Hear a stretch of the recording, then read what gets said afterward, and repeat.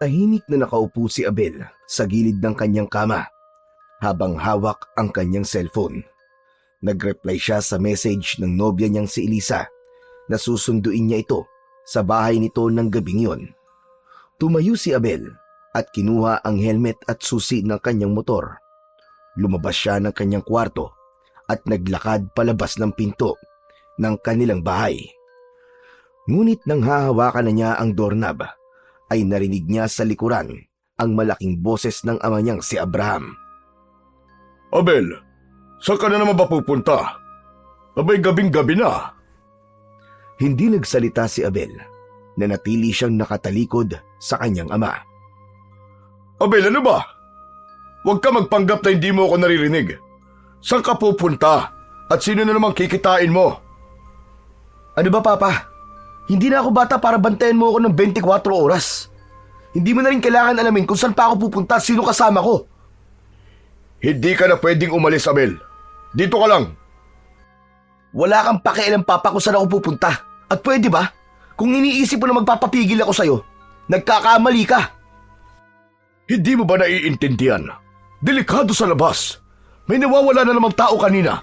Hindi ka ba talaga natatakot sa mga aswang na gumagala dito sa lugar natin? Nagpapakamatay ka na ba? Huwag niyo akong itulad sa inyo na takot sa mga aswang. Hindi ako takot sa kanila. Napakayabang mo magsalita, Abel. Wala kang laban sa kanila. Pumirmi ka lang dito sa bahay. Napailing si Abel. Humarap siya kay Abraham habang nakangisi. Sinalubong niya ang tingin nito upang iparamdam na hindi siya nito kayang kontrolin. Makikipagkita ka na naman kay Elisa, di ba? Simula na maging nobya mo siya, nagbago ka na. Nawalan ka na ng respeto sa akin.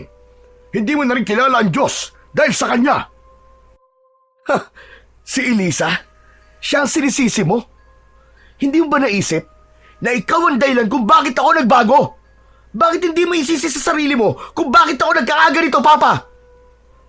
Natigilan si Abraham sa sinabi ni Abel. Tila umurong ang dila nito at nanatili itong nakatingin kay Abel habang bahagyang nanlalaki ang mga mata. Nakalimutan niyo na ba? Wala kang ginawa ng patayin si Mama. Habang buhay nang nasa utak ko ang pangyayaring yun. Imbis na iligtas mo siya, wala kang ginawa. At alam mo kung ano pang nakakabwisit? Wala rin ginawa ang Diyos mo para iligtas si Mama. Kaya sabihin mo sa akin, Papa, bakit ko siya paniniwalaan? Pinoprotektahan lang kita, Abel. At bastusin mo na ako, pero wag ang Diyos. Parehas lang kayo ng Diyos mo, Papa. Parehas kayong walang ginagawa kapag may kailangan ng tulong. Parehas kayong duwag! Isang malakas na sampal ang dumapo sa pisngi ni Abel mula kay Abraham. Sandaling natigilan si Abel habang ramdam niya ang pag-init ng kanyang pisngi. Matapang siyang tumingin sa kanyang ama at ipinakita niyang hindi siya nasaktan sa sampal nito. Matiim niya itong tinignan bago siya tumalikod at tuluyang binuksan ang pinto. Abel, teka! Abel, patawarin mo ako! Nabigla lang ako! Hindi pinakinggan ni Abel si Abraham. Dumiretso siya sa garahe at sumakay na sa kanyang motor. Matapos na magsuot ng helmet, ay pinaandar niya yon palabas ng kanilang bakuran. Tumiim ang bagang niya at naisip niya na kailanman ay hindi na siya babalik sa dati. Malakas ang ugong ng motor ni Abel habang binabagtas ang madilim na kalsada patungo sa bahay ni Elisa. Wala siyang pakialam kung sobrang bilis na ng takbo niya. Ang tanging nasa isip niya ng sandaling yon ay ang makalayo sa bahay nila. Si Abel ay 27 taong gulang. Matangkad siya at may matipunong pangangatawan. Ngunit ang kalooban niya ay puno ng sugat na kailanman ay hindi na maghihilom. Hindi siya dating suwail. Noong bata pa siya ay isa siyang masunuring anak. Madalas siyang sumasama sa ama sa simbahan, nakikinig sa mga sermon at lumuluhod sa harap ng altar upang manalangin. Ngunit nagbago ang lahat ng yon isang gabi. 3 taon na ang nakalilipas.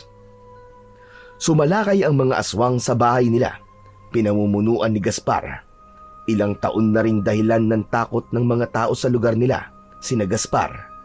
Nasaksihan ni Abel kung paano pinunit ng mga aswang ang laman ng kanyang ina at kung paano ito sumigaw sa sakit habang nilalapa ito ng mga aswang. Inasahan ni Abel noon na ililigtas ng tatay niya ang kanyang ina, pero hinila lang siya nito palayo. Hindi man lang nito sinubukang labanan ang mga aswang. Hindi man lang nito kinuha ang itak sa kusina o sinubukang iligtas ang nanay niya. Ang tanging ginawa lamang ng tatay niyang si Abraham ay ang pagtakbo palayo habang hawak si Abel na umiiyak, nagpupumiglas at humihingi ng saklolo. Doon na nga nagsimulang mamatay ang pananampalataya sa Diyos ni Abel at ang pagmamahal niya sa kanyang ama. Simula noon, wala ng Diyos para kay Abel, wala ng pananalig, at wala na siyang paniniwala sa kapangyarihan ng dasal. At higit sa lahat, wala na rin siyang respeto sa kanyang ama. At nang dumating sa buhay niya si Elisa, nagkaroon siyang muli ng dahilan para mabuhay. Si Elisa ang nagbigay sa kanya ng liwanag sa gitna ng kadilimang nakabalot sa kanyang pagkatao. Sa tuwing kasama niya si Elisa, ay magaan ang pakiramdam niya dahil naiintindihan siya nito at nakikinig ito sa lahat ng hinaing niya sa buhay. Kaya kahit gaano pa katindi ang pagtutol ng ama ni Abel sa kanilang relasyon, ay hindi niya ito pinakikinggan. Para kasing hindi niya ito iniinda. Kay Abraham, si Elisa ang dahilan kung bakit siya nagbago, kung bakit siya naging suil, at kung bakit siya lumayo sa Panginoon. Pero wala itong alam dahil si Elisa na lang ang dahilan kung bakit gusto pa niyang mabuhay. Piniga pa ng gusto ni Abel ang throttle ng kanyang motor at pinatakbo yon ng mas mabilis. Malapit na siya sa bahay ni Elisa. Kailangan niyang makita ito. Nais niya itong mayakap at madama ang init ng labi nito. Dahil sa mundo niyang puno ng kadiliman, ay si Elisa na lang ang tanging liwanag niya. Nang malapit na si Abel sa bahay ni na Elisa, ay nakita niya agad ang kanyang kasintahan na nakatayo sa harap ng bahay nito na parang kanina pa siya hinihintay. Nakasuot ito ng simpleng puting bestida. Huminto si Abel sa harapan ni Elisa at inabot niya rito ang isang helmet. Agad naman yung kinuha ni Elisa at isinuot. Alam na nito ang gagawin. Sumakay ito sa likuran ni Abel at mahigpit na yumakap mula sa likod niya. Sa sandaling yon ay nawala ang bigat sa dibdib ni Abel. Ang away nila ng kanyang ama at ang galit niya rito ay natabunan ng presensya ni Elisa. Pinaandar niya ang motor at mabilis nilang tinahak ang kalsada palayo sa kanilang baryo. Dumaan sila sa isang makitid at masukal na daan kung saan tanging ang ilaw ng kanyang motor ang nagsisilbing gabay nila sa dilim. Ilang sandali pa, huminto sila sa gilid ng isang kakahuyan. Bumaba sila ng motor at naglakad patungo sa isang burol na madalas nilang puntahan. Inakyat nila yon at nang marating nila ang tuktok ay naupo sila sa damuhan. Mula roon, tanaw na tanaw nila ang buong baryo at ang kalangitan na puno ng mga bituin. Tahimik na pinanood ni Abel si Elisa habang nakatingala ito sa kalangitan. Sa ilalim ng liwanag ng buwan ay lalong lumutang ang kagandahan nito.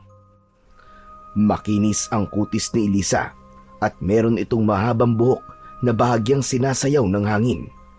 Tumingin si Elisa kay Abel at matamis itong ngumiti. Baka naman matunaw ako sa titig mo, Abel. Hindi lang kasi ako makapaniwala na girlfriend ko ang napakagandang kagaya mo.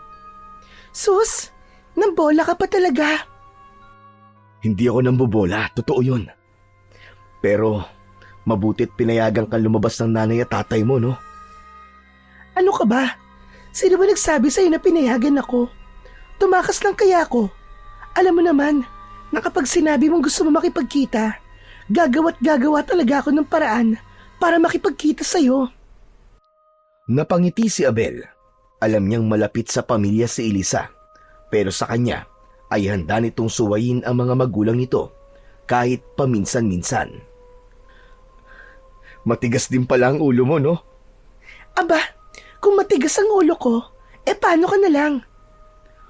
Natawa si Abel pero agad siyang sumiryoso nang maalala ang nangyari kanina. Oo nga pala, Elisa. Nag-away na naman kami ng papa ko bago ako umalis. Ayaw niya kasi akong umalis ngayon eh. Ang bigat sa loob. Parang hindi na talaga kami magkakaayos. Alam mo, Abel, kahit anong sama ng loob mo sa tatay mo pa rin siya. Hindi habang buhay, nakasama natin ang mga magulang natin. Darating ang araw, baka pagsisihan mo na hindi mo siya pinatawad. Sinubukan ko, Elisa. Sinubukan ko. Pero hindi ko talaga kaya. Kahit anong pilit ko, hindi ko siya mapatawad. Alam mo naman kung bakit, di ba? Naiintindihan kita, Abel. Teka, huwag na nga natin itong pag-usapan. Mababad trip lang ako eh. Pero ikaw ang nagbukas ng topic, tapos ayaw mong pag-usapan. Napakamot na lang si Abel sa likod ng kanyang ulo, saka natatawang umiling. Sige na nga, palitan na lang natin ang usapan. May tanong ako sa'yo, Elisa. Ano palang gusto mo mangyari sa ating dalawa pagdating ng panahon? Simple lang naman. Magpapakasal tayo.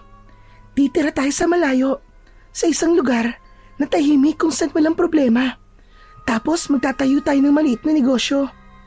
Tapos, magkakaroon tayo ng maraming anak. ayos ah. Marami talaga. Magandang ideya yan, pero pwede bang maghinay-hinay muna tayo sa dami ng anak? Ang gusto ko kasi, mag-enjoy muna tayo na tayong dalawa lang. Sa bagay, may point ka naman. Wag na muna tayo mag-anak. Huminga ng malalim si Abel at tumingala siya sa kalangitan. Isang mahabang katahimikan ang namayani sa kanilang dalawa habang tumatakbo sa isip niya ang magiging buhay nila ni Elisa sa hinaharap. Nang muling tumingin si Abel kay Elisa, ay napakunot ang noo niya dahil panay ang linga nito sa paligid na parang meron itong hinahanap. Oh, bakit naman panay ang linga mo sa paligid, Elisa? May problema ba? Sinisiguro ko lang na walang aswang sa paligid. Alam mo naman ang nangyayari sa baryo natin, di ba? Ang dami nang nawawala at natatagpo ang patay dahil sa mga aswang. Sus, malayo naman tayo sa baryo eh. Sa tingin ko, ligtas tayo rito. Saka, huwag kang mag-alala kasi may dala ko na magtatanggol sa atin. Mula sa gilid ng pantalon ay inilabas ni Abel ang isang baril. Nanlaki ang mga mata ni Elisa sa gulat. Abel, bakit may dala kang baril? Kailangan natin to, Elisa. Hindi natin alam kung anong pwede mangyari. Mabuti na maging handa, di ba? Pero, saan mo ba yan nakuha? Hindi ko alam na may baril ka pala. Kay Papa, itinakas ko lang to. Abel, kapag nalaman ng tatay mo na kinuha mo yan, siguradong magagalit siya sa'yo.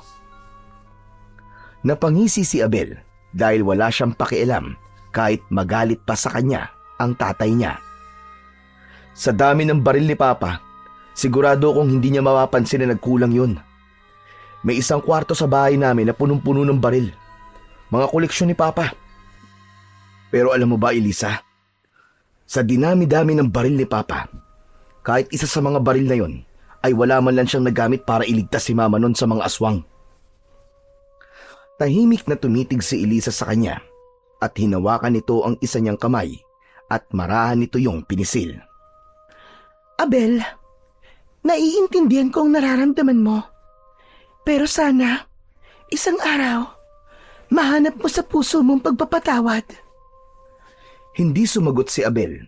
Tumingin lamang siya sa malayo.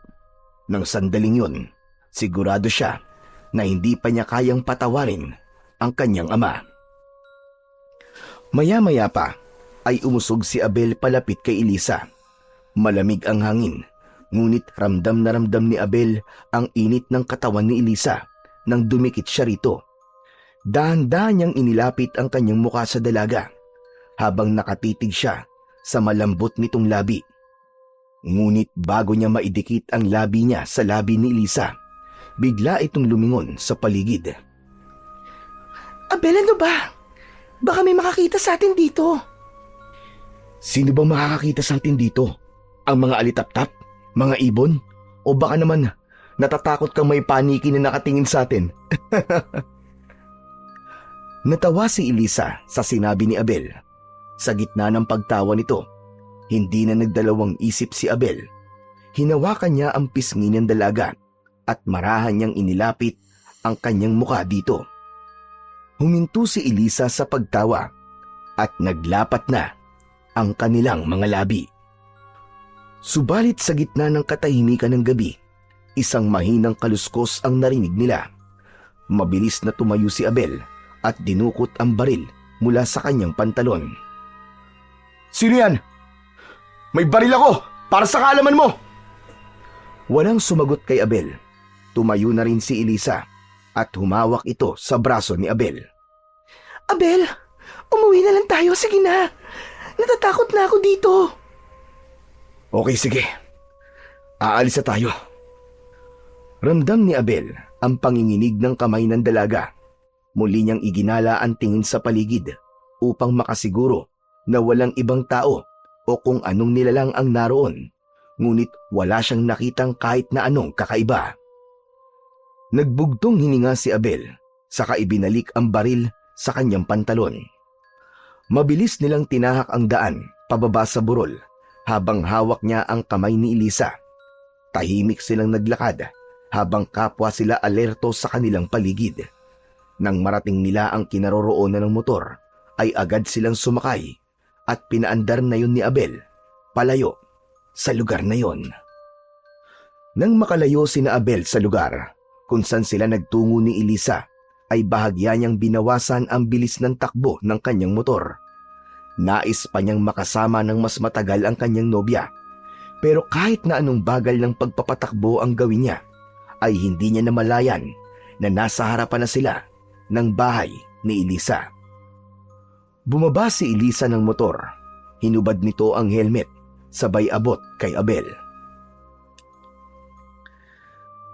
Dito na lang ako hanggang sa labas, mahal ha. Baka makita pa ako ng mga magulang mo eh. Paniguradong magagalit ang mga yon kapag nakita ko.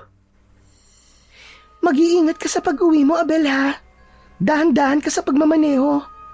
Good night, Abel. Saglit na tumitig si Abel sa dalaga. Gusto niya pa sanang makasama ito ng mas matagal, pero alam niyang hindi pwede. Lumingon muna si Elisa sa paligid bago siya mabilis na lumapit kay Abel at hinalikan ito sa pisngi. Napangiti si Abel pero hindi na siya sumagot pa. Pinanood niya si Elisa habang papasok na ito sa bahay nito. Matapos na makapasok ni Elisa, ay pinaandar na ni Abel ang kanyang motor palayo.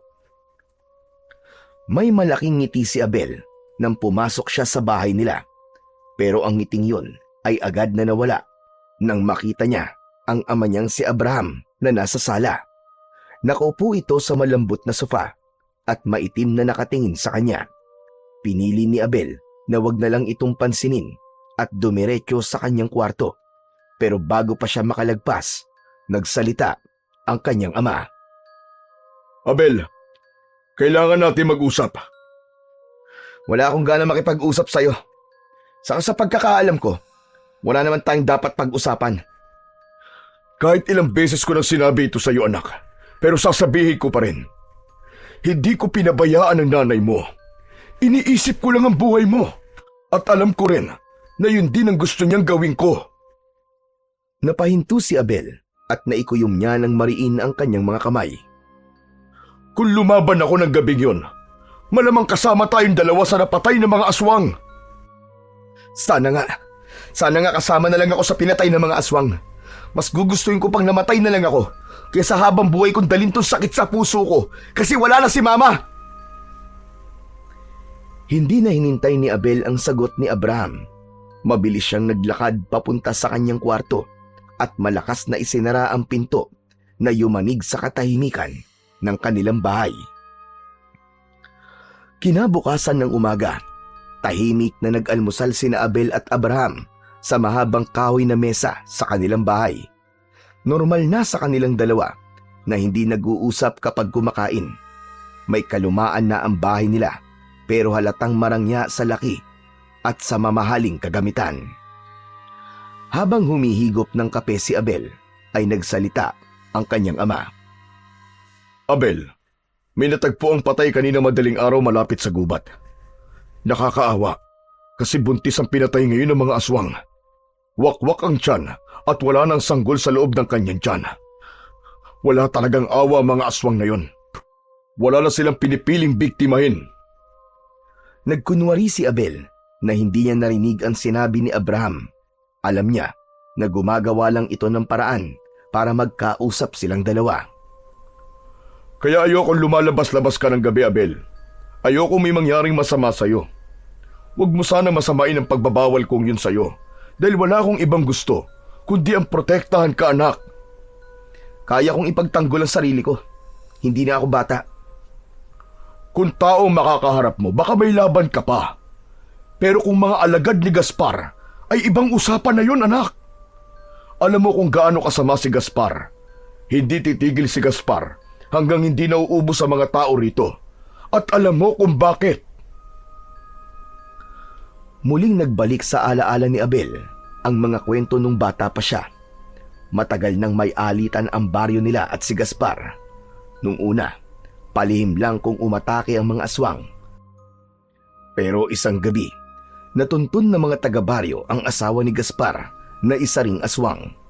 Pinatay ito ng mga tao at sinunog pa ang katawan.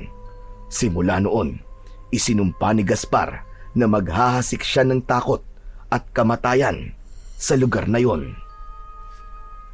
Kung pwede nga lang sana tayong umalis dito ay matagal ko nang ginawa. Pero hindi pwede. Kasi nandito ang ating kabuhayan, anak. Hindi pwedeng wala tayo rito. Dahil baka kung ano mangyari sa negosyo natin. Ang tinutukoy ni Abraham na kabuhayan nila ay ang malawak na taniman nila ng nyog. Hindi sumagot si Abel. Totoo naman ang sinabi ng kanyang ama. Isa sila sa pinakamay kaya sa kanilang lugar. Kung aalis sila, ay marami silang bagay na may iwan sa lugar na yon. Pero sa kabila ng lahat ng pag-atake ng mga aswang sa lugar nila, ay hindi pa rin nararamdaman ni Abel ang takot. Sigurado kasi siya na kung sakaling may aswang siyang makakaharap, ay kayang-kaya niyang lumaban at hindi siya gagaya sa tatay niya na tumakas noon nang inatake ng mga aswang ang kanilang bahay. Ilang minuto na lang at hating gabi na, pero gising pa rin si Abel. Nakahiga siya sa kanyang kama habang nakatingin sa kisame at iniisip ang nangyayari sa baryo nila. Sunod-sunod ang mga pag-atake ng mga aswang, lalo na sa mga taong hindi maingat na lumalabas sa gabi. Pero hindi natatakot si Abel sa mga ganong pangyayari. Alam niyang hindi basta-basta mapapasok ng mga aswang ang bahay nila.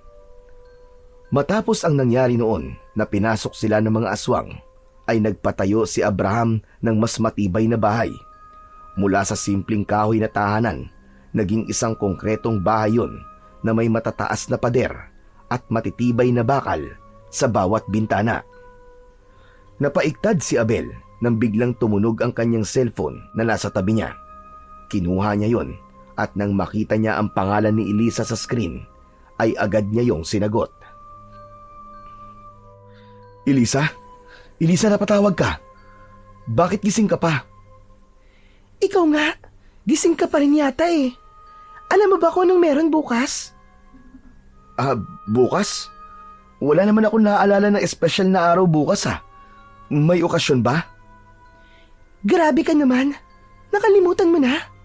Nakakapagtampo ka naman, Abel. Nagbibiro lang ako. Paano ko naman makakalimutan na bukas na ang 3rd anniversary natin? Buti at alam mo, akala ko talaga nakalimutan mo na eh. Saan mo gustong pumunta bukas? O baka may gusto kang gawin? May lakad kami ng family ko bukas. Simula umaga hanggang hapon. Hindi ako pwedeng umalis. Eh di sa gabi na lang. Pwede ka ba? Oo, gabi na lang tayo magkita para makapag-celebrate tayo ng anniversary natin kahit papano. Sige, walang problema doon. Doon na lang ulit tayo sa burol.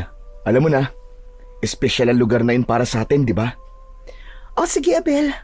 10:00 mo na lang ako sunduin para siguradong tulog na ang lahat ng kasama ko rito sa bahay. Okay. Excited na akong makita ka bukas, Elisa. Ako rin, Abel. Sige na, matulog ka na. Bye, Abel. Pagkatapos ng tawag, ay napangiti si Abel. Hindi niya namalayan na 3 taon na pala silang magkasintahan ni Elisa. Pakiramdam niya ay parang kahapon lang nang una silang magkita. Kinaumagahan ay maagang nagising si Abel at mabilis na naghanda upang umalis. Bihira siyang gumising ng ganung kaaga, pero dahil espesyal lang araw na yon para sa kanila ni Elisa, ay gumising siya ng maaga. Gusto niyang sorpresahin si Elisa at naisip niya na ipagluto ito ng paborito nitong pagkain na kare-kare. Hindi siya marunong magluto, pero ilang linggo na niyang pinag-aralan kung paano magluto ng kare-kare. Sinanay niya ang sarili sa panonood ng mga video sa internet. Nagtungo si Abel sa bayan at pumunta siya sa palengke. Bumili siya ng mga kailangan sangkap sa lulutuin niya. Inisa-isa niya ang mga nasa listahan upang siguraduhin na wala siyang makakalimutan. Matapos yun, ay bumili siya ng 1 bungkus ng puting rosas na siyang paboritong bulaklak ni Elisa. Umuwi siya at agad na nagsimulang magluto. Sa kusina, abala si Abel sa paghihiwa ng mga rekado at pagpapakulo ng sos. Inisip niya na mas mabuting lutuin niya na yon ng maaga at initin na lang mamaya upang hindi siya magahol sa oras. Habang inaayos niya ang timpla ng sos ng kare-kare, ay biglang dumating ang ama niyang si Abraham. Napahinto ito sa pinto ng kusina at napakunot ang noo habang nakatingin kay Abel. Aba, himala yata. Hindi ako sanay na nakikita ka nagluluto. Hindi sumagot si Abel at nagpatuloy lamang siya sa kanyang ginagawa. Lumapit naman si Abraham at sinilip ang niluluto niya. Para kay Elisa ba yan? Hindi ba paborito niya ang kare-kare? Paano niyo naman po nalaman na paborito niya to? Narinig ko minsan nakausap mo siya sa cellphone. Sinabi mo noon na paborito niya to. Kumuha si Abraham ng kutsara at takmang kukuha sa sos na niluluto ni Abel. Agad niya tong pinigilan. Anong gagawin mo? Titikman ko kung okay ang lasa. Hindi na ito napigilan pa ni Abel. Tinikman yun ni Abraham at napansin niya na bahagyang napasimangot ito. Oh, bakit ganyan ang reaksyon mo? Medyo maalat, Abel. Dagdagan mo ng konting tubig. Napakunot noo si Abel, pero sinunod niya ang payo ng kanyang ama. Nang siya mismo ang tumikim, ay napagtanto niya na tama nga ang kanyang ama. Napabuntong hininga siya at nagdagdag ng konting tubig. Saglit na katahimikan ang namayani bago muling nagsalita si Abraham. Pasensya ka na, Abel, ha? Kung palagi kong sinisisi si Elisa sa pagbabago mo. Alam kong mabuting babae si Elisa. Siguro, hindi ko lang na matanggap na ako talaga ang dahilan ng mga pagbabagong nakikita ko sa'yo. Pero anak, kung mahal mo talaga siya, ay hindi na ako tututol sa relasyon yung dalawa. Hindi ipinakita ni Abel, pero may bahagyang kasiyahan siyang naramdaman sa mga sinabi ng kanyang ama. Ipinagpatuloy niya lang ang pagluluto habang pinipilit na panatilihin ang seryosong ekspresyon sa mukha nito. Lumapit si Abraham at tinapik si Abel sa balikat at saka lumabas ng kusina. Tahimik na napangiti si Abel habang patuloy sa pagluluto ng kare-kare. Kahit galit siya sa tatay niya, ay malaking bagay para sa kanya na tanggap na nito ang babaeng kanyang iniibig. Pagsapit ng gabi, ilang minuto bago sumapit ang 10:00 ng gabi, ay sinimulan na ni Abel na ayusin ang mga dadalhin niya para sa date nila ni Elisa. Inilagay niya ang kare-kare sa isang food container. Naglagay din siya ng kanin sa isa pang lalagyan. Hindi rin niya kinalimutan ang kubyertos, pinggan, tubig at baso. Maingat niyang inilagay ang mga yon sa isang basket at siniguro niyang maayos ang pagkakalagay niya para hindi magkagulo ang mga yon habang nasa biyahe siya. Huli niyang kinuha ang isang bungkus ng puting rosas na binili niya kanina sa bayan. Nang masigurong kumpleto na ang kanyang mga dala, ay naglakad na siya palabas ng kanilang bahay. Nasa pinto na siya nang marinig niya ang pagtawag ni Abraham sa kanya. Huminto siya at humarap sa kanyang ama. Kung pipigilan niyo na naman ako, sayang lang ang oras niyo, Papa. Kahit anong sabihin mo ay aalis ako ngayong gabi. Hindi kita pipigilang umalis, Abel. Gusto ko lang sabihin sa'yo na mag-iingat ka. Naglakad si Abraham palapit sa kanya. Pwede ba kitang yakapin, anak? Napakurap si Abel at hindi siya kagad nakasagot. At bago pa siya makapagsalita, ay niyakap na siya ni Abraham. Nagulat si Abel, pero hindi niya nagawang lumayo. Ilang taon na ang lumipas, simula nang huli siyang yakapin ng tatay niya, kaya nanibago siya sa pakiramdam na nakakulong siya sa mga bisig ng kanyang ama. Nag-init ang mga mata ni Abel, tumikim siya, at saka lang siya pinakawalan ni Abraham. Tumalikod si Abel nang hindi nagsasalita at dire-diretsyong nagtungo sa garahe. Sumakay siya sa kanyang motor. Ipinatong niya sa harapan ang basket na dala at nagsuot ng helmet. Inilagay niya sa tailbox ang motor at ang bulaklak. Siniguro niya na hindi yun mahuhulog. Matapos yun ay pinaandar na niya ang motor at tuluyang nilisan ang bahay nila habang may bigat sa dibdib niya na hindi niya maipaliwanag kung saan nanggagaling. Makalipas ang ilang sandali, ay inihinto ni Abel ang motor niya sa tapat ng bahay ni na Elisa. Naroon na ang dalaga at matyagang naghihintay sa kanya. Isang matamis na ngiti ang lumitaw sa mukha ni Elisa nang mapansin ang mga puting rosas na nasa likuran ng motor. May pabula-bulaklak ka pa, ha? Hindi ka na dapat nagkabala pa. Ano ka ba? Anniversary natin eh. Hindi abala to para sa akin. Pero surprise dapat to, di ba? Oo nga eh. Kaso, mahirap itago sa motor yung bulaklak eh. Ang plano ko sana, sa burol ko yan ibibigay sa'yo. Eh di mamaya mo na lang ibigay sa burol. Magkukunwari na lang ako na masosorpresa. Napangiti si Abel pero hindi na siya sumagot.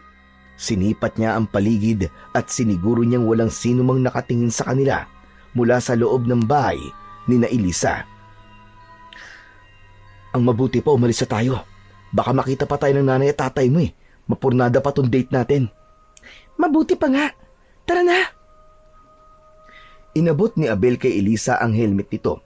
Kinuha naman yun ng dalaga at agad na sinuot bago sumampa sa likuran ng motor. Nang maayos na ang pagkakaupo ni Elisa, ay pinaandar na kagad ni Abel ang kanyang motor. Hindi nagtagal ay narating na ni na Abel at Elisa ang tuktok ng burol. Naglakad sila papunta sa isang bahagi ng damuhan kung saan sila madalas tumatambay. Pagkaupo nila, agad na inilabas ni Abel ang dala niyang pagkain mula sa basket. 2 food container, isang termos ng tubig, 2 baso at ilang kubyertos. Nang buksan niya ang lalagyan ng kare-kare, ay ipinakita niya yon kay Elisa. Wow! Kare-kare! Alam mo talaga ang paborito ko, Abel. Siyempre naman. Pero teka, hindi ka marunong magluto, di ba? Binili mo ba to o ipinaluto mo? Ano ka ba? Ako mismo nagluto niyan, no? Pinag-aralan ko talaga magluto ng kare-kare kasi alam kong paborito mo yan eh. Talaga? Ang sweet mo naman. Siyempre, gusto ko kasi maging espesyal ang gabing ito para sa ating dalawa, Elisa. Kaya nag-e-effort talaga ako. Hindi na nagsalita pa si Elisa. Sa halip, kinuha nito ang kutsara at tinikman ang kare-kare. Napapikit ito habang ngumunguya saka tumingin kay Abel. Aba, masarap Abel ha? Buti naman at nagustuhan mo. Maya-maya pa, nagsimula na silang kumain. Habang kumakain ay nagkwentuhan sila tungkol sa kanilang mga plano sa buhay. Matapos nilang kumain, tahimik silang humiga sa damuhan habang nakatingin sa kalangitan. Napakaliwanag ng bilog na buwan ng mga sandaling yon na para bang nagbabantay sa kanila. Ramdam na ramdam ni Abel ang kasiyahan ni Elisa kahit hindi ito nagsasalita. Alam niya na sapat na sa nobya niya na magkasama sila at hindi nito kailangan ng mamahaling bagay o regalo. Pero gusto rin naman ni Abel na mabigyan ng regalo si Elisa na hindi nito makakalimutan. Makalipas ang ilang sandali ay marahang bumangon si Abel at tumingin siya kay Elisa. Elisa, tumayo ka na muna dyan. May gagawin tayo. Ha? Anong gagawin natin, Abel? Baka kung ano na yan ha? Huwag dito. Pambihira ka naman, ang dumi naman ng isip mo. Sige na, tumayo ka na. Inilahad ni Abel ang dalawa niyang kamay at agad naman yung inabot ni Elisa. Hinila niya si Elisa hanggang sa makatayo ito. Tinitigan ni Abel si Elisa sa mga mata nito. Saka siya biglang lumuhod sa harapan nito. Mula sa bulsa ng kanyang pantalon ay inilabas niya ang isang maliit na kahon. Nang buksan niya yon ay isang kumikislap na diamond ring ang bumungad sa harapan ni Elisa. Napasinghap si Elisa. Nanlaki ang mga mata na tila hindi makapaniwala sa nangyayari. Tumingala si Abel at ngumiti. Elisa, handa ka na bang pakasalan ako? Nanatiling nakatulala si Elisa at hindi ito nakapagsalita kagad. Tumulo ang luha ng dalaga sa kamarahang tumango. Oo, Abel. Oo. Gusto ko magpakasal sa'yo. Napasuntok sa hangin sa labis na kasiyahan ang binata.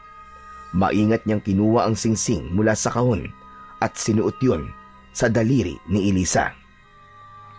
Pagkatayo ni Abel ay agad siyang niyakap ni Elisa ng mahigpit na para bang ayaw na siya nitong pakawalan. Gumanti naman ng yakap si Abel. Pumikit siya at gumanti sa mahigpit na yakap ng kanyang nobya.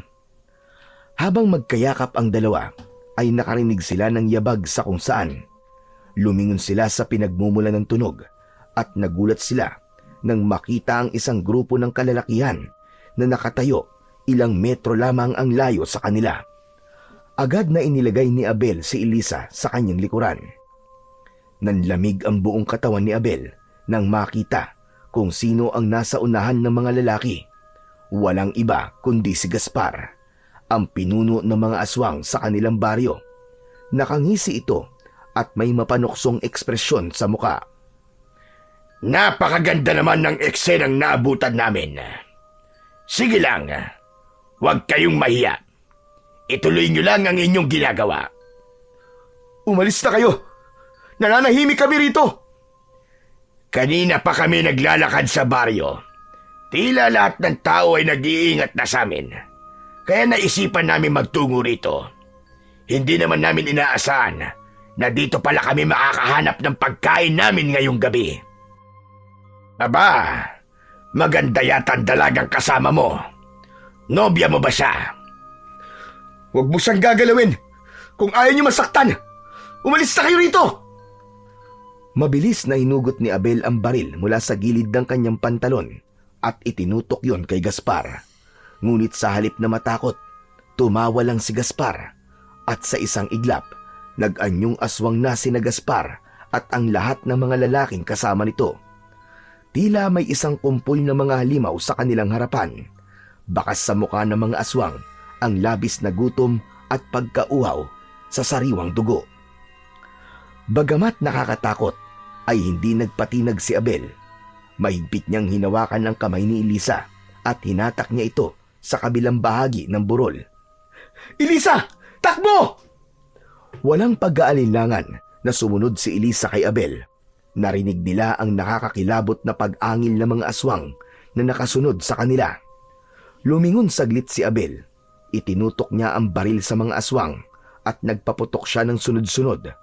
2 aswang ang bumagsak sa lupa, pero alam ni Abel na sa dami ng mga aswang na humahabol sa kanila ay kulang ang bala na meron ang kanyang baril. Patuloy sa pagtakbo sina Abel at Elisa. Walang ibang nasa isip si Abel kundi ang mailigtas si Elisa. Ngunit napahinto sila sa pagtakbo nang sumulpot sa unahan nila ang napakaraming aswang. Mabilis silang napalibutan ng mga aswang at alam ni Abel na sa sandaling yun ay wala na silang ligtas. Napayakap si Elisa kay Isabel.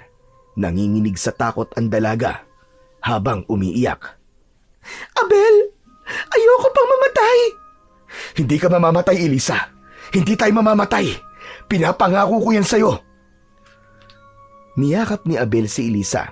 Ipinaramdam niya rito na handa siyang protektahan ito kahit sariling buhay pa niya ang maging kapalit. Mahigpit niyang hinawakan ng baril at walang pag-aalinlangang nagpaputok sa mga aswang. Patuloy siya sa pagkalabit sa gatilyo hanggang sa tuluyan na yung naubusan ng bala. Narinig nila ang mabagal na pagtawa ni Gaspar. Lumabas ito mula sa kumpul ng mga aswang habang may nakakalokong ngisi. Wala na kayong takas sa amin ngayon at walang kahit na sino ang makaliligtas sa amin. Sumenya si Gaspar sa mga alagad nitong aswang at sabay-sabay na sumugod ang mga aswang kina Abel at Elisa. Mabilis silang hinawakan ng mga aswang sa magkabila ang braso at pilit silang pinaglayo. Abel! Abel, tulungan mo ako! Tulungan mo ako! Elisa! Pakawalan niyo siya! Kung gusto niyo, ako na lang ang patayin niyo! Hinawakan ng 2 aswang si Abel sa magkabila ang braso. Sa higpit ng pagkakahawak ng mga yon ay hindi niya magawang makawala kahit na anong pagpupumiglas pa ang kanyang gawin. Lumapit si Gaspar kay Elisa. Sinuklay nito ang buhok ng dalaga gamit ang matutulis nitong kuko. Idinikit pa ni Gaspar ang mukha nito sa leeg ni Elisa at sinimsim yun. Napakabango mo! Parang awa niyo na po. Huwag niyo po akong sasaktan. Maawa po kayo sa akin. Napapikit si Abel sa matinding galit at pagkasuklam.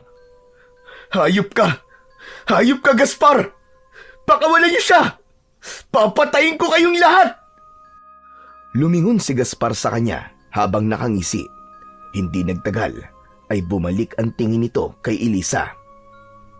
Ihiga niyo ang babaeng yan! Anong gagawin niyo kay Elisa? Teka! Anong gagawin niyo sa kanya? Abel! Abel, tulungan mo ako! Abel! Nagpumiglas si Elisa nang hilahin ito ng mga aswang pabagsak sa lupa. Paulit-ulit itong nagmakaawa, ngunit tinatawanan lang ito ng mga aswang.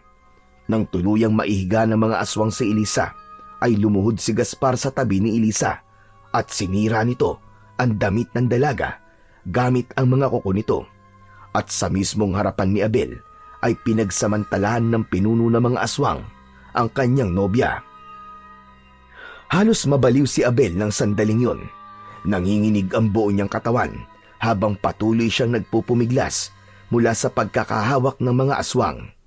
Halos mawalan siya ng boses sa kakasigaw, ngunit wala siyang nagawa. Gusto niyang isipin na panaginip lang ang lahat, pero alam niya sa sarili na yun ang realidad.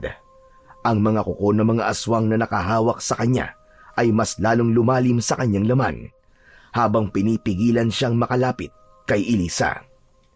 Napuno ng halakhak ni Gaspar ang paligid nang matapos ito sa kahalayang ginawa kay Elisa. Ngunit ang sumunod na nangyari ang tuluyang dumurog sa pagkatao ni Abel. Biglang sinakmal ni Gaspar ang leeg ni Elisa. Tumilamsik ang dugo ng nobya niya sa lupa. Kitang-kita niya ang paghihirap sa mukha ni Elisa. Ngunit hindi pa rin natapos ang lahat. Winakwak ni Gaspar ang dibdib ni Elisa at kinuha nito ang puso ng dalaga. Sarap na kinain ni Gaspar ang puso ni Elisa. Huminto ang mundo ni Abel. Nanghina ang kanyang katawan at wala na siyang nagawa kundi ang yumuko habang humahagulgol. Sa pag-angat ng kanyang muka ay nasaksiyan niya kung paano pagpiestahan ng iba pang aswang ang walang buhay na katawan ni Elisa. Naglakad si Gaspar papalapit kay Abel. Puno ng dugo ang bibig at ang mga kamay nito. Huminto si Gaspar sa harapan ni Abel at ngumisi. Hayop ka! Papatayin kita! Isinusumpa ko! Magbabayad ka! Maghihiganti ako! Sisiguraduhin kong pagsisisihan yung lahat ng ginawa niyong ito kay Elisa! Lalong-lalo ka na, Gaspar!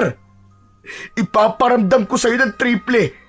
Ang sakit na pinaramdam mo kay Elisa!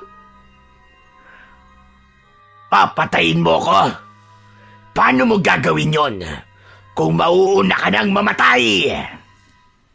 Bago pa makapagsalita si Abel, ay sinaksak na siya ni Gaspar sa tiyan gamit ang matutulis nitong kuko. Napasinghap si Abel nang maramdaman niya ang matinding kirot. Halos hindi siya makahinga. Matapos yun, ay sinakmal ni Gaspar ang kanyang leeg. Unti-unting nanlabo ang paningin ni Abel. Binitiwan na siya ng mga aswang at nang bumagsak siya sa lupa, ay nakita pa niya ang kalunos-lunos na itsura ng katawan ni Elisa bago siya tuluyang niyakap ng malamig na kamatayan. Sa muling pagbalik ng kamalayan ni Abel, ay naramdaman niyang nakahiga siya sa mainit na sahig. Ibinukas niya ang kanyang mga mata at pakiramdam niya ay galing siya sa isang bangungot. Napakadilim ng paligid at wala siyang nakikitang kahit na ano. Marahan siyang tumayo at ang unang pumasok sa isip niya ay si Elisa. Elisa! Elisa! Nasaan ka? Umalingaw-ngaw ang sigaw na yun ni Abel. Nagulat siya nang isa-isang sumindi ang mga sulo ng apoy sa paligid. Napasinghap si Abel nang makita niya na parang nasa isang silid siya na walang dingding. Ang kadiliman sa paligid ay tila walang katapusan. Nanlalamig ang kanyang buong katawan. Teka, anong lugar to? Nasaan ako? Nasaan ako? Hanggang sa naisipan ni Abel na tumakbo. Naisip niya na baka kapag ginawa niya yon ay makakaalis siya sa lugar na yon. Mabilis na tumakbo si Abel kahit walang kasiguraduhan kung saan siya patungo. Pero makalipas lamang ang ilang sandali, ay napahinto siya dahil pakiramdam niya ay talagang walang daan palabas sa lugar na yon. Muling luminga sa paligid niya si Abel. Nasa impyerno na ba ako?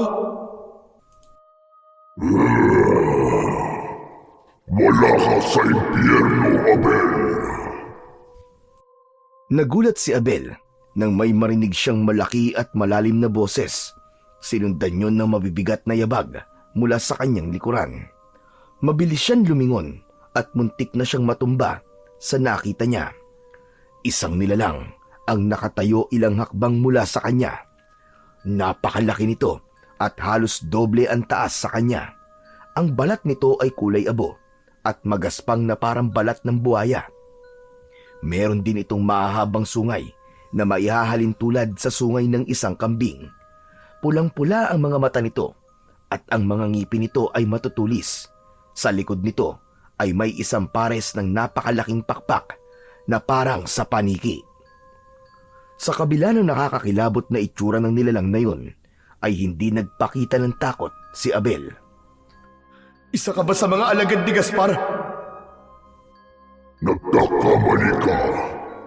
Hindi ako alagad ng aswang na pumatay sa iyo at sa iyong iniibig.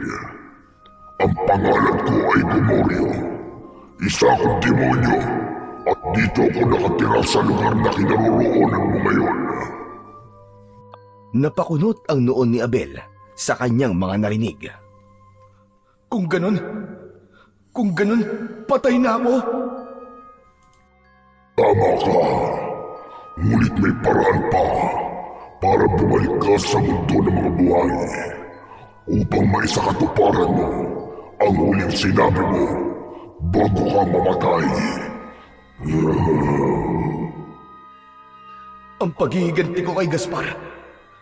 Kaya mo ba akong buhayin ulit? Magagawa mo ba yun?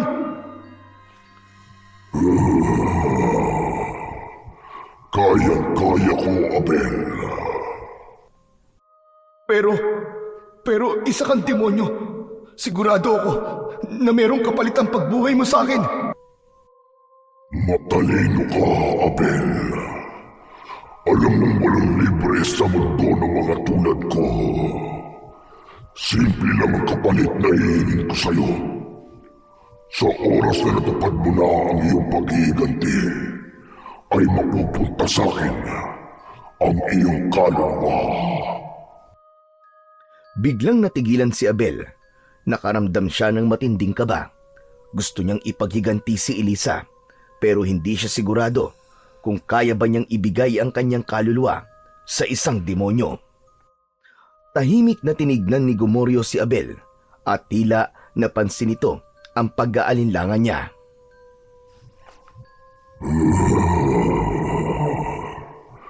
Alam kong mahirap ang desisyon ito para sa'yo. Kaya tutulungan kitang makapag-isip. Ipikit mo ang iyong mga mata, Abel. Bagamat nagdadalawang isip, ay sumunod si Abel kay Gomorio.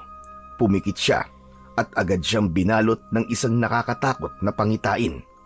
Sa harapan niya ay nakita niya si Elisa na pinapatay ni Gaspar. Sunod namang nakita niya ay ang kanyang ama na humahagulgol sa tabi ng kanyang libingan. Bigla niyang ibinukas ang kanyang mga mata at habol niya ang kanyang paghinga. Bumalot sa puso niya ang walang kapantay na puot. Nakapag-desisyon ka na ba, Abel? Oo, pumapayag na ako sa gusto mo mangyari.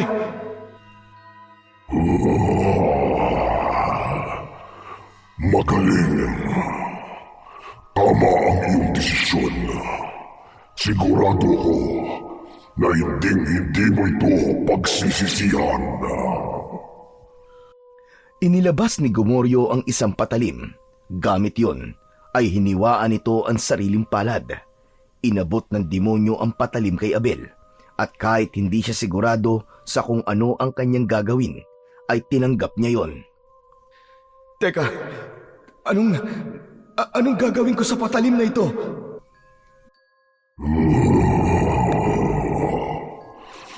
Gawin mo rin ang aking ginawa. Sugatan mo ang iyong palad. Wala nang pag-aalinlangan na hiniwaan din ni Abel ang kanyang palad. Matapos yun, ay hinawakan ni Gomorio ang palad niyang dumudugo gamit ang palad nito na sinugatan nito kanina. Pinagdikit nito ang kanilang mga sugat at dugo. Matapos ang ilang sandali, ay pinakawalan na ni Gomorio ang kamay ni Abel.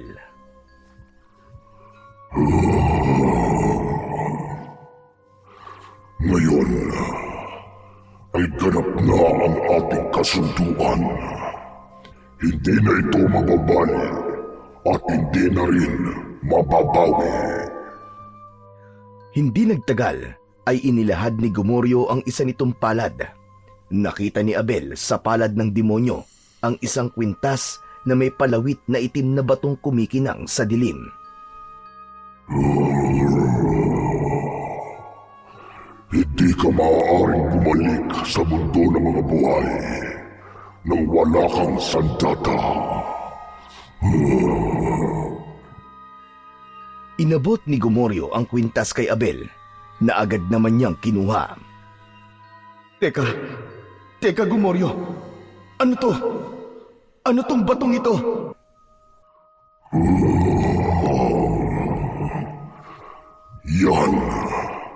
Yan ang mutya ng uwak. Kapag suot mo yan, ay magkakaroon ka ng pambihirang lakas at kapangyarihan. Masusugatan ka, Pero walang makapapatay sa'yo, Abel. Gamitin mo yan sa iyong paghihiganti.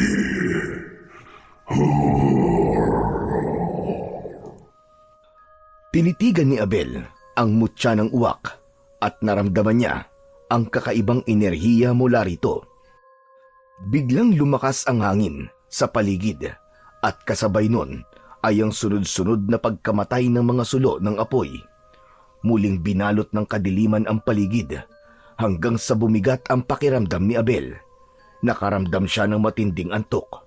Bumagsak si Abel at matapos yun ay wala na siyang naalala sa mga sumunod na nangyari. Makalipas ang ilang sandali ay muling nagising si Abel. Madilim sa kinaroroonan niya at nakahiga siya. Sinubukan niyang gumalaw pero naging limitado ang pagkilos niya dahil sobrang sikip ng kanyang kinaroroonan. Nang igalaw niya ang kanyang mga kamay ay tumama yon sa kahoy. Doon niya napagtanto na nasa loob siya ng isang kabaong. Nataranta si Abel, paulit-ulit niyang hinampas ang loob ng kabaong. Pakawalan niyo ako rito! Palabasin niyo ako!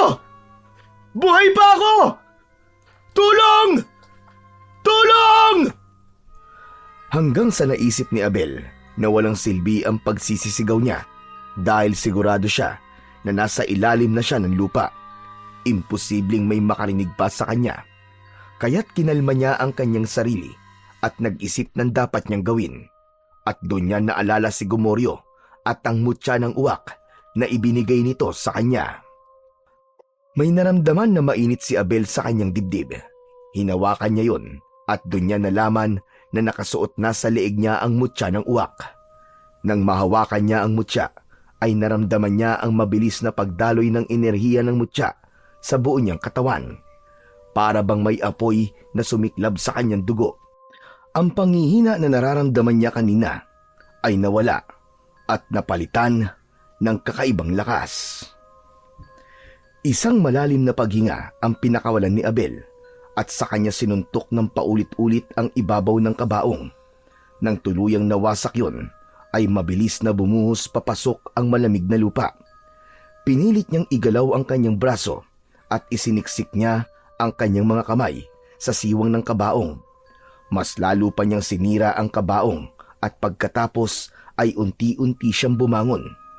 Hiniwa niya ang lupa at hindi siya nawalan ng pag-asa na makakabangon siya mula sa ilalim ng lupa.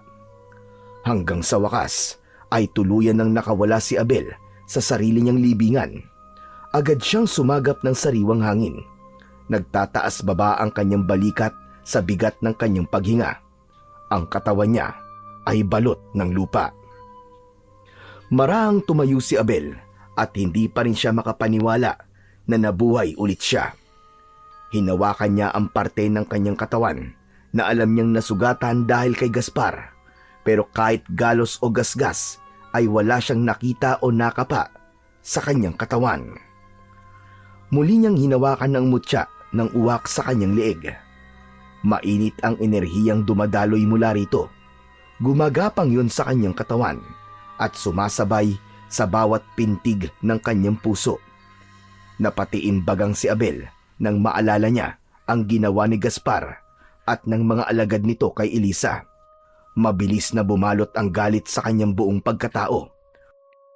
Ngunit nang maalala niya ang kanyang ama at ang ipinakita sa kanya ni Gomoryo na paghagulgul nito sa tabi ng libingan niya, ay tila lumambot ng bahagya ang kanyang puso. Doon niya napatunayan na labis ang pagmamahal ng tatay niya sa kanya. Hindi nagtagal ay nagsimula ng maglakad si Abel palabas ng sementeryo. Wala siyang ibang nais gawin ng sandaling yon, kundi ang makita at yakapin ang kanyang tatay habang sinasabi niya rito na buhay pa siya. Tahimik ang paligid nang makarating si Abel sa tapat ng bahay nila. Malamig mula sa kinatatayuan niya ay natanaw niya na bukas ang ilaw sa may sala, kaya alam niyang gising pa ang kanyang ama. Maingat siyang lumapit sa bintana at sumilip sa loob. Doon niya nakita si Abraham na mag-isang nakaupo sa sofa. Sa harapan nito ay may isang bote ng alak, pero mas pumukaw sa pansin ni Abel ay ang larawan niya na hawak nito. Walang patid ang luha ni Abraham habang nakatingin sa larawan ni Abel. Ramdam ni Abel ang bigat ng kalungkutan ng kanyang ama. Nang makita niya ang labis na kalungkutan ni Abraham, ay isang bagay ang napagtanto niya. Hindi niya maaaring ipaalam dito na bumangon siyang muli mula sa kamatayan dahil alam niyang pansamantala lamang ang buhay na ibinigay sa kanya ni Gomorio. Kapag natapos na siya sa kanyang paghihiganti, ay mamamatay ulit siya dahil kukunin na ni Gomorio ang kanyang kaluluwa. Marahang lumayo si Abel sa bintana habang pinipigilan ang sarili na pumasok sa loob ng kanilang bahay. Imbis na magpakita sa tatay niya, ay naisip ni Abel na kumuha ng malinis na damit sa kanyang kwarto dahil napakarumi ng suot niyang barong. Nagtungo siya sa likuran ng bahay at kinuha niya ang hagdan na yari sa kawayan. Isinandal niya yon sa balkonahe ng kanyang kwarto. Tahimik at mabilis siyang umakyat doon. Pagkarating niya sa balkonahe, ay dumiretso na kagad siya papasok sa kanyang kwarto. Agad na lumapit si Abel sa aparador at kumuha siya doon ng malinis na damit at pantalon. Kumuha na rin siya ng panloob. Pero bago pa siya makapagpalit, may naramdaman siya na papalapit sa kanyang kinaroroonan. Agad siyang nagkubli sa ilalim ng kama habang pigil ang paghinga. Ilang segundo lang ay marahang bumukas ang pinto ng kanyang kwarto. Nakita niya mula sa kanyang kinaroroonan ang paa ng kanyang ama. Abel? Abel, nandito ka ba, anak? Narinig kong bumukas ang aparador mo, anak. Anak, kung naririnig mo ko, kahit sa panaginip lang ay magparamdam ka naman sa akin. Miss na kita, anak. Miss na kita. Unti-unting bumagsak ang luha mula sa mga mata ni Abel. Hindi niya kayang makita ang kanyang ama sa ganung kalagayan. Gustuhin man niyang magsalita o magpakita, ay hindi naman niya magawa. Makalipas ang ilang minuto, ay lumabas na si Abraham sa kwarto ni Abel. Nang marinig ni Abel ang pagsara ng pinto, ay saka lamang siya lumabas mula sa ilalim ng kama. Pinunasan niya ang luha sa kanyang muka gamit ang malinis na damit na hawak niya. Matapos yun, ay mabilis siyang umalis ng kanyang kwarto gamit ang hagdan na nakasandal sa balkonahe. Nang makababa si Abel, ay doon na siya nagpalit ng damit hanggang sa naisip niya si Elisa. Kailangan kong bumalik sa sementeryo. Kailangan kong bisitahin ang libingan ni Elisa. Mabilis na naglakad si Abel palabas ng kanilang bakuran. Nang nasa kalsada na siya, ay natigilan siya nang may nakita siyang 3 aswang na nasa ibabaw ng bubong ng isang bahay. Mga alagad ni Gaspar, mabuti naman at kayo na mismo nagpakita sa akin, mga hayop kayo. Hinawakan ni Abel ang mutya ng uwak na nakasabit sa kanyang leeg. Mutya ng uwak, ikaw na ang bahala sa akin. Patunayan mo sa akin na totoo ang sinabi sa akin ni Gomorio tungkol sa'yo. Sa sandaling yon, naramdaman ni Abel ang init na nagmumula sa kanyang mutya. Parang may dumaloy na kakaibang enerhiya sa kanyang katawan hanggang sa tuluyan siyang nagpasya na harapin ang 3 aswang. Matapang siyang naglakad papunta sa harapan ng bahay kung nasaan ang mga aswang. Hoy! Mga demonyo! Mambibiktima na naman kayo ng walang kamalay-malay! Ako ang harapin nyo! Agad na lumingon ang 3 aswang. Nanlisik ang mga mata nito nang makita si Abel. Sabay-sabay na tumalon ang 3 aswang mula sa bubong. Nang bumagsak ang mga aswang sa lupa, ay umangil pa ang mga yon na parang isang mabangis na hayop. Napangiti naman si Abel dahil hindi niya inasahan na masusubukan na niya kagad ang kapangyarihang taglay ng mutya ng uwak sa unang gabi pa lang ng kanyang muling pagkabuhay. Sa gilid ng kanyang mata ay napansin niya ang isang mahabang kawayan na nakasandal sa bakod. Nilapitan niya yon at kinuha. Walang kahirap-hirap na binali niya ang kawayan sa gitna, kaya nagkaroon siya ng 2 kawayan na may matutulis na dulo. Inihanda ni Abel ang sarili at mahigpit na hinawakan ang 2 matutulis na kawayan. Agad na sumugod ang isa sa mga aswang. Sa bilis ng galaw nito ay halos hindi na ito nakikita ng normal na mata. Ngunit si Abel ay hindi na normal. Inilaga niya ang mabilis na pagsunggab ng aswang. Nang makakita siya ng pagkakataon, ay inundayan niya ito ng matulis na kawayan sa tagiliran. Napangiwi ang aswang pero hindi ito bumagsak. Mas lalo pa itong nagalit at sinubukang sakmalin si Abel. Sinalubong naman ito ni Abel at itinarak niya ang isang kawayan sa lalamunan nito. Tumagos yun sa bungo ng aswang. Malakas niya itong sinipa sa tiyan kaya kusang nahugot ang kawayan at bumagsak ang aswang sa lupa. Ang 2 pang natitirang aswang ay hindi na nagpatumpik-tumpik pa. Sabay na umatake ang mga yon sa magkaibang direksyon. Umatras si Abel ng ilang hakbang at iniwasan ang matatalas na kuko ng 2 aswang. Isang aswang ang sumunggab sa kanya, pero bago pa man ito makalapit sa kanya, ay isinaksak niya ang kawayan sa mata nito. Napasigaw ang aswang at nagwawala.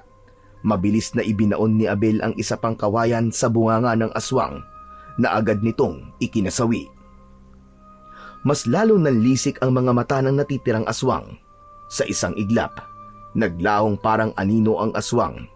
Luminga sa paligid si Abel at pinakiramdaman niya ang hangin hanggang sa naramdaman niya ang isang presensya sa itaas niya. Sa pagtingala niya ay nakita niya ang aswang sa itaas at pasugod sa kanya. Pinaikot ni Abel ang 2 kawayan habang hawak niya ang mga yun. Inabangan niya ang pag-atake ng aswang at sinalubong niya ito gamit ang 2 matulis na kawayan. Bumaon ang isa sa dibdib ng aswang habang ang isa naman ay sa tiyan nito. Buong gigil na inihampas ni Abel ang aswang sa lupa. Nangisay ito pero agad ding binawian ng hininga. Napangisi si Abel. Hindi siya makapaniwala na 3 aswang ang napatumba niya ng gabing yon nang hindi man lang siya nagagalusan. Hanggang isang ideya ang naisip niya. Kinaladkad niya ang bangkay ng 3 aswang. Inilagay niya ang mga yon sa gitna ng kalsada. Lumuhod siya sa isa sa mga aswang at idinampi niya ang kanyang daliri sa malagkit na dugo nito. At gamit ang dugo ng aswang ay isinulat niya sa kalsada ang mga katagang, "Ikaw na ang susunod, Gaspar." Matapos yon ay tumalikod na si Abel at naglakad palayo. Matalim ang mga mata niya at wala na siyang ibang nais kundi ang pabagsakin si Gaspar kasama ang lahat ng alagad nito. Madilim pa rin ang paligid nang makabalik sa sementeryo si Abel. Ngunit ang araw sa silangan ay nakasilip na. Bawat lapida na kanyang nadadaanan ay tinitignan niya ang pangalan. Hanggang sa nakita na niya ang libingan ni Elisa. Pakiramdam niya ay kinapos siya ng hininga nang makita ang pangalan ni Elisa sa lapida. Hindi pa rin siya makapaniwala na patay na ang kanyang nobya na nais niya sanang makasama habang buhay.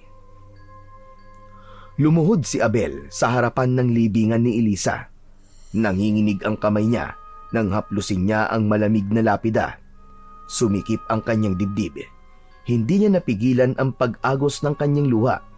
Nanghina ang kanyang katawan at napayuko siya habang humahagulgol. Elisa, patawarin mo ko, Elisa. Kung wala akong nagawa para iligtas ka. Pero pinapangako ko sa iyo na hindi ito matatapos ng ganito. Mananagot ang lahat na may kagagawan sa pagkamatay mo. Uubusin ko ang mga aswang sa baryo natin. Sisiguraduhin kong si Gaspar ang susunod na maililibing dito. Tumayo si Abel at inilabas niya ang kanyang galit sa pamamagitan ng napakalakas na pagsigaw. Mula sa kung saan-saan ay dumating ang napakaraming uwak at lumipad ang mga yon sa paligid ni Abel. Ang buong simenteryo ay napuno ng anino ng mga uwak.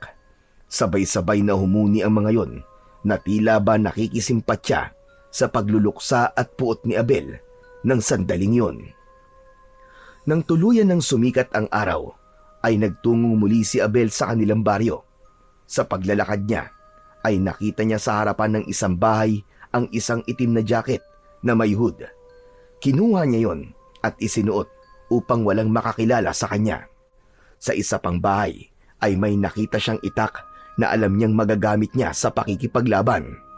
Kaya kahit alam niyang mali ang magnakaw, ay kinuha niya rin yon at isinabit sa kanyang bewang.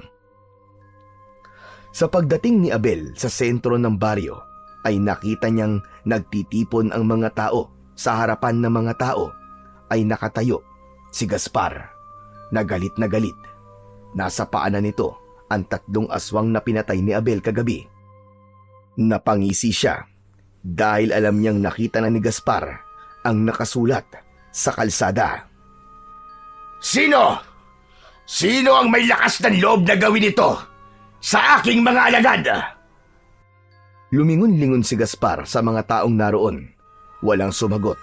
Tanging takot lamang ang makikita sa mga mata ng mga tao. Ang ilan ay napapayuko. Nagtago sa likod ng isang matandang puno si Abel.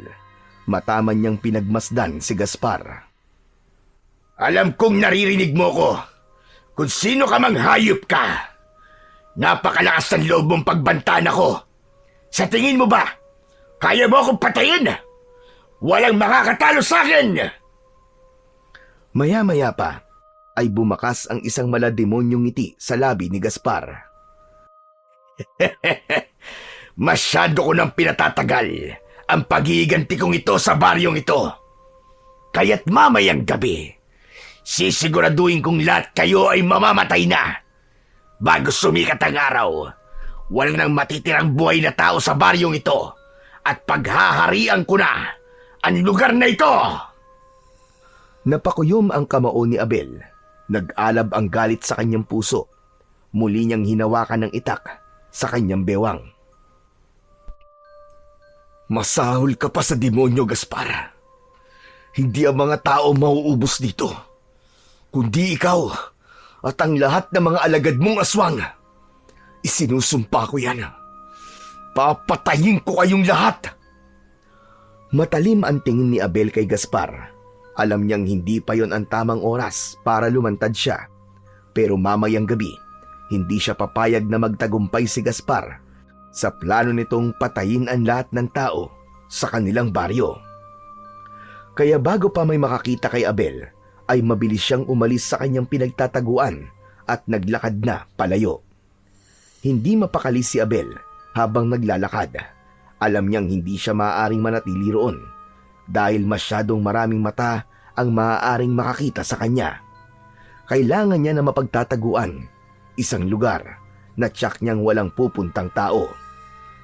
Biglang sumagi sa isip niya ang sementeryo. Mabilis siyang naglakad patungo roon. Nang makarating siya sa sementeryo, agad niyang napansin ang isang figurang nakatayo sa harapan ng puntod niya. Yun ay walang iba kundi si Abraham, ang kanyang ama. Nakayuko ito sa harap ng puntod ni Abel.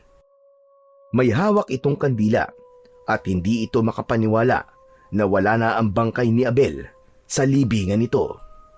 Sa hindi inaasahang pagkakataon ay luminga si Abraham sa paligid at nagtagpo ang kanilang mga mata. Nanigas ang buong katawan ni Abel. Mabilis na tumalikod si Abel. Naglakad siya ng mabilis, palayo, bago pa siya maabutan ng kanyang ama. Abel? Abel, anak! Ikaw ba yan? Abel! Lalo pang binilisan ni Abel ang kanyang paglalakad at halos tumakbo na siya palayo, pero naabutan siya ni Abraham. Mahigpit siya nitong hinawakan sa braso. Wala nang nagawa si Abel kundi ang lingunin ang kanyang ama at bumakas sa mukha ni Abraham ang matinding pagkalito. Habang tinitignan nito ang mukha niya, ay napaluha ito. Diyos ko! Diyos ko, Abel! Buhay ka, anak! Buhay ka! Hinawakan ni Abraham sa muka at braso si Abel na para bang sinisiguro nitong totoo siya. Paano nabuhay ka, anak? Diyos ko! Isa ba tong himala? Hindi niyo na po kailangan malaman kung paano po ako nabuhay, Papa. Wala na akong oras. Kailangan kong tapusin si Gaspar at ang mga alagad niya. Yun lang po ang dahilan kung bakit ako bumangon muli sa aking hukay. Ano ba't sinasabi mo, anak? Hindi na kita hahayaan sa sinasabi mo. Pinatay ka ng mga aswang na yon at hindi na ako papayag na muling maulit yun. Hanggang ngayon ba naman ay pipigilan niyo pa rin ako sa gusto kong gawin? Gusto lang kitang protektahan, anak. Hindi na ako ang dating anak niyo. Isipin niyo na lang na hindi niyo ako nakita. Panatilihin mo na lang sa isip mo. Napatay na ako. Malakas na itinulak ni Abel ang kanyang ama. Natumba si Abraham sa lupa at bago pa ito makatayo ay mabilis nang tumakbo si Abel palayo. Narinig pa niya ang pagtawag ni Abraham sa pangalan niya at pagmamakaawa nitong bumalik siya, ngunit hindi na siya lumingon. Masakit man sa kanya, ay kailangan niyang gawin yon. Hindi siya maaaring mapalapit ulit sa kanyang ama. Dahil alam niya na sa oras na matapos ang paghihiganti niya, ay mapupunta na ang kaluluwa niya kay Gomoryo, ang demonyong tumulong sa kanya. Nagtungo si Abel sa burol kung saan madalas silang magpunta noon ni Elisa nung buhay pa ito. Huminto siya sa tuktok ng burol at inalis ang hood ng suot niyang jacket at tumitig sa paligid. Umupo siya sa damuhan at inisip niyang nasa tabi niya si Elisa habang nakahilig ang ulo nito sa kanyang balikat. Naluwa si Abel nang maalala niya si Elisa. Naalala niya ang mga tawa nito, ang matamis nitong ngiti at ang pakikinig nito sa mga hinaing niya sa buhay. Naalala niya rin na sa lugar na yun nila pinag-uusapan ang plano at pangarap nila sa buhay. Hindi na malayan ni Abel ang paglipas ng mga oras. Nakaupo pa rin siya sa tuktok ng burol habang nakatingin sa malawak na tanawin ng kanilang baryo. Ang dating bughaw na kalangitan ay napalitan na ng kadiliman at tanging ang liwanag ng buwan at kumikislap na mga bituin ang nagbibigay ng liwanag sa paligid. Hanggang sa isang kakaibang init ang bumalot sa paligid. Napakunot ang noo niya. Maya-maya pa, isang malakas na apoy ang biglang lumitaw sa harapan niya. Napatayo si Abel at agad niyang binunot ang itak mula sa tagiliran niya. Ang apoy ay unti-unting nagkaroon ng hugis hanggang sa naging si Gomoryo ang apoy. Nagliliyab ang mga mata nito at may nakakatakot na ngiti sa labi. Gomoryo? Gomoryo! Anong ginagawa mo rito?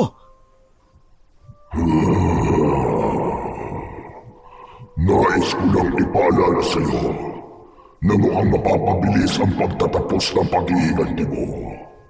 At siguro naman ay alam mo na rin ang mangyayari pagkatapos. Oo, Gomoryo. Huwag ka mag-alala. Hindi ko nakalilimutan ang ating kasunduan. Mabuti naman.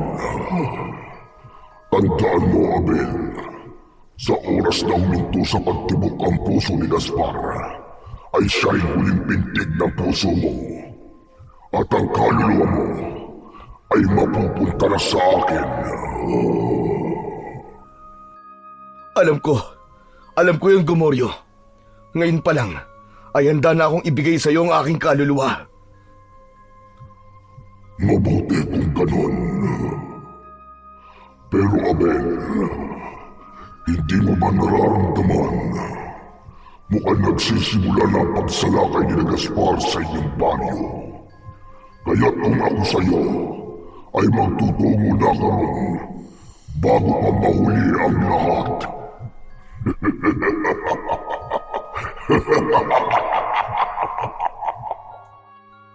Narinig ni Abel ang malakas na paghalakhak ni Gomoryo at sa isang iglap ay bumalik na sa pagiging apoy si Gomoryo at mabilis din itong naglaho. Napatingala si Abel Nang makita niya ang pagdating ng napakaraming uwak, lumipad ang mga yon sa itaas niya. Naramdaman niya na may sinasabi sa kanya ang mga uwak. Sinasabi ng mga yon na kailangan na niyang magtungo sa kanilang baryo. Hindi na nga nagsayang ng sandali si Abel. Isinuksok niyang muli ang itak sa kaluban at malalaki ang mga hakbang na bumaba ng burol upang magtungo sa kanilang baryo. Mabilis ang pagtakbo ni Abel. Dama niya ang matinding galit na bumabalot sa kanyang puso. Nang makarating siya sa kanilang baryo, ay sumalubong sa kanya ang nakakakilabot na tanawin. Ang buong baryo ay nilamon ng kaguluhan. Sa bawat sulok ay may mga aswang na umaatake sa mga inosenteng tao. Ang ilan sa mga aswang ay sapilitang pumapasok sa mga bahay. Ngunit nang hanapin niya si Gaspar, ay hindi niya ito nakita. Sa gitna ng matinding takot at sigawan, ay may iilang kalalakihan na sumubok lumaban gamit ang mga itak at sibat. Pero walang laban ang mga ito sa bilis at lakas ng mga aswang. Nagngit-ngit si Abel sa nakita niya. Maigpit niyang hinawakan ang kanyang itak at sa isang iglap ay sumugod na siya sa laban. Ang unang aswang na nasalubong niya ay tinaga niya sa liig. Lumipad ang ulo ng aswang sa ere. Hindi na naghintay si Abel at sumugod siya sa iba pang aswang. Ramdam niya ang walang tigil na pagbibigay ng lakas ng mutya ng uwak sa kanya. Mula sa itaas ng isang puno ay isang babaeng aswang ang sumugod kay Abel. Sinalubong ito ng itak ni Abel. Nilaslas niya ang leeg nito at nangisay ito nang bumagsak sa lupa. Dalawa pang aswang ang dumamba kay Abel mula sa magkabila ang gilid. Hinintay niya ang tamang tiyempo at saka siya lumusob. Inilusot niya ang kanyang katawan sa pagitan ng dalawang aswang. Tinaga ni Abel ang likod ng isa, pababa sa gulugod nito. Halos mahati sa dalawa ang aswang. Nagtangka namang tumakas ang isang aswang, pero mabilis na inablot ni Abel ang buhok nito at buong lakas niyang hinampas ang ulo nito sa bato. Paulit-ulit niya yung ginawa hanggang sa tuluyang namatay ang aswang. Isa-isang tinapos ni Abel ang mga aswang na nasa paligid. Sa bawat hampas ng kanyang itak, isang aswang ang humahandusay at namamatay. Ang kanyang katawan ay puno na ng dugo mula sa mga aswang. Isang aswang ang hinawakan ni Abel sa leeg. Nagpumiglas ito, pero hindi nito magawang makawala sa tindi ng puwersa ng kamay ni Abel. Nasaan? Nasaan si Gaspar? Nasaan ang pinuno niyo? Bakit wala siya rito? Hindi sumagot ang aswang. Sa halip, nakatingin lamang ito sa kanya habang nanlilisik ang mga mata. Naramdaman ni Abel na hindi sasagot ang aswang, kaya hindi na siya nagdalawang isip na paulit-ulit itong undayan ng saksak sa tiyan gamit ang itak. Nang wala ng buhay ang aswang, ay parang basurang binitiwan na lang ito ni Abel. Pagharap ni Abel sa kanyang kaliwa, ay natigilan siya nang makita niya ang ama niyang si Abraham. May gulat sa mukha nito.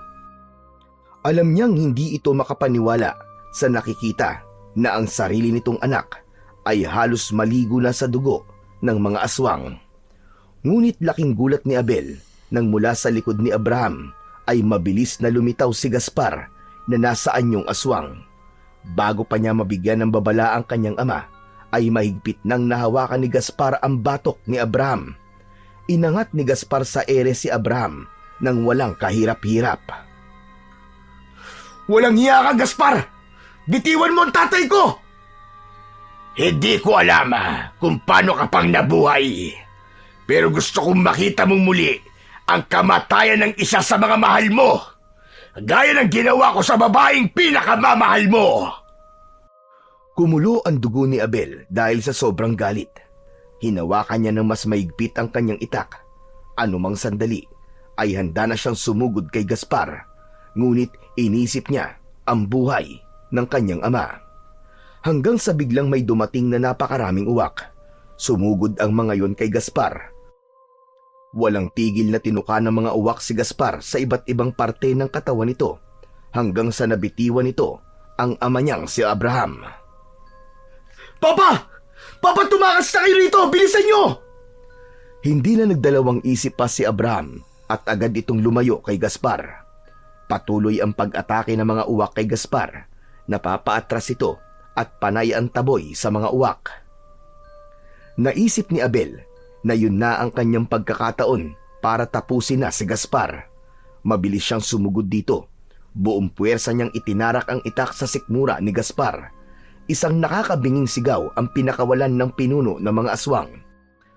Doon na nilubayan ng mga uwak si Gaspar na para bang alam na ng mga yon na si Abel ang dapat tumapos sa buhay ng pinuno ng mga aswang. Sa wakas hayop ka. Nagkaharap din tayo, Gaspar. Hinding-hindi ko makakalimutan ang ginawa mo kay Elisa. Akala mo ba ay kaya mo kong patayin? Ibabalik kita sa libingan na pinanggalingan mo! Biglang nawala si Gaspar sa harapan ni Abel at bago pa makagalaw si Abel ay naramdaman niya ang pagbaon ng matutulis na kuko ni Gaspar sa kanyang tagiliran. Sunod ay dumapo ang malakas na suntok sa panga ni Abel. Sa sobrang bilis ni Gaspar ay halos hindi niya na ito nakikita. Napaatras si Abel at natumba siya sa lupa. Pakiramdam niya ay umiikot ang kanyang paningin. Nalasahan niya ang sarili niyang dugo. Narinig niya ang halakhak ni Gaspar sa harapan niya. Hindi mo ko kayang talunin. Napakahina mo pa rin. Ngunit bago pa makalapit muli si Gaspar, napansin itong unti-unting nagsasara ang sugat sa tagiliran ni Abel. Naghilom ng kusa ang malalim na sugat. Nanlaki ang mga mata ni Gaspar sa labis na gulat. Teka, paano nangyari yun? Anong klase kang halimaw? Ako ang halimaw. Natatapos sa buhay mo. Dahan-dahang tumayo si Abel. Puno ng dugo ang kanyang katawan. Pero ang sugat na ibinigay ni Gaspar ay naglaho na. Napangiti siya at tinapunan ng matalim na tingin si Gaspar.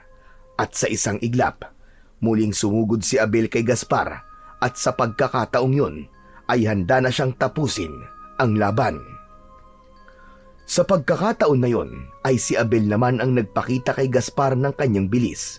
Halos hindi na siya nakita ni Gaspar kaya hindi nito nagawang iwasan ang pagsaksak niya sa tagiliran nito. Napangiwi si Gaspar ngunit hindi ito bumagsak. Sa halip, sinubukan nitong agawin ang itak ni Abel ngunit isang malakas na sipa sa dibdib nito mula kay Abel ang nagpatumba dito. Katapusan mo na, Gaspar! Muling umatake si Abel. Tinaga niya ang braso ni Gaspar at sinundan niya kagad yon ng saksak sa dibdib. Napaatras si Gaspar. Habol nito ang paghinga at ramdam ni Abel ang pangihina nito. Hindi mo ko matatalo. Hindi ang kagaya mo ang papatay sa akin. Hindi na ito pinakinggan ni Abel. Muli siyang sumugod at nang malapit na siya kay Gaspar ay lumuhod siya at nagpaduos-dos sa lupa. Buong puwersa niyang sinaksak ang tuhod ni Gaspar, kaya naman napaluhod ito. Hayop ka, Gaspar! Mararamdaman mo ngayon ang sakit na naramdaman ng lahat ng pinatay mo! Hinablot ni Abel ang buhok ni Gaspar at hinila ito pataas, saka inundayan ng isang malalim na taga sa balikat. Bumagsak ang katawan ni Gaspar. Nangisa ito, ngunit hindi pa rin tuluyang bumigay ang pinuno ng mga aswang. Ang paghinga ni Gaspar ay mabilis at paputol-putol. Tumayo si Abel sa tabi ng nakalugmok na si Gaspar. Halos hindi na ito makagalaw sa tindi ng mga sugat nitong tinamo. Dahan-dahang tumingin ng matalim si Abel, pababa sa aswang na naging dahilan ng pagkawala ng pinakamamahal niyang nobya. Ano, Gaspar? Anong pakiramdam nang wala ka ng kalaban-laban? Ganyan din ang naramdaman namin ni Elisa nung walang awa mo kaming pinatay. Lumuhod si Abel sa harapan ni Gaspar at inilapit niya ang kanyang muka sa muka nito. Nakita niya ang takot sa mga mata ng dating malupit na pinuno ng mga aswang. Hindi sa lahat ng pagkakataon, ikaw ang panalo, Gaspar. At malas mo, dahil ngayon, natalo ka. At wala ka ng pagkakataong bumawi pa.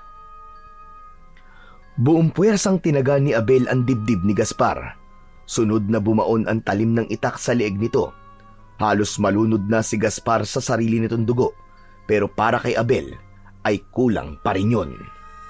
Malakas na sumigaw si Abel at paulit-ulit nitong tinaga sa leeg si Gaspar hanggang sa tuluyang humiwalay ang ulo ng aswang sa sarili nitong katawan. Hinawakan ni Abel ang ulo ni Gaspar. Tumayo siya. Itinaas niya yon habang patuloy siya sa pagsigaw. Ang ibang aswang na nakasaksi sa sinapit ni Gaspar ay natigilan saka nagsimulang tumakbo palayo. Ngunit hinabol ng mga uwak ang mga tumatakas na alagad ni Gaspar. Alam ni Abel na ang mga uwak na ang bahala sa mga aswang na yon na maghatid sa kamatayan ng mga ito.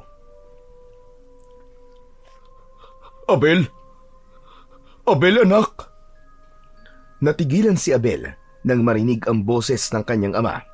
Mabilis siyang lumingon sa likod at nakita niya si Abraham na naglalakad papalapit sa kanya habang ito ay lumuluha. Binitiwan ni Abel ang pugot na ulo ni Gaspar. Hindi na umiwas si Abel nang yakapin siya ng kanyang ama. Tapos na, anak. Tapos na ang lahat. Salamat dahil iniligtas mo kami. Ipinagmamalaki kita, anak. Hindi na napigilan ni Abel ang mapaluha. Yumakap na rin siya sa kanyang ama hanggang sa nang mapatingin siya sa likod ni Abraham ay nang hilakbot siya nang makita niya si Gomoryo. May nakakatakot na ngiti sa labi nito. Napahigpit ang hawak ni Abel sa kanyang ama. Alam niya na dahil napatay na niya si Gaspar ay kailangan niya ng sumama kay Gomoryo. Ang akala niya ay magiging madali yun, pero nang sandaling yun ay ayaw niya nang mamatay ulit dahil gusto pa niyang makasama ang kanyang ama. Naramdaman ni Abel ang pagbagal ng pagtibok ng kanyang puso hanggang sa hindi na siya makahinga. Ang kanyang puso ay bumagal, para bang may humihigop sa kanyang lakas. Nanikip ang dibdib niya na parang may matutulis na bagay na bumabaon sa kanyang puso. Nanlabo ang kanyang paningin at bago pa siya makapagpaalam sa tatay niya ay bumagsak na siya sa lupa nang walang buhay. Sa pagbalik ng ulirat ni Abel ay nasa mundo na siya ni Gomoryo. Sa pagtayo niya ay agad niyang nakita si Gomoryo na nakatayo sa kanyang harapan. May malaking ngisi sa labi nito habang nakatingin sa kanya. Gomoryo, hindi mo man lang ako binigyan ng oras para makapagpaalam sa tatay ko. Kahit sana yun lang ay binigay mo na sa akin. Isang malalim at malakas na halakhak ang pinakawalan ni Gomoryo. Hindi ako nakikipagbiruan sa'yo, Gomoryo!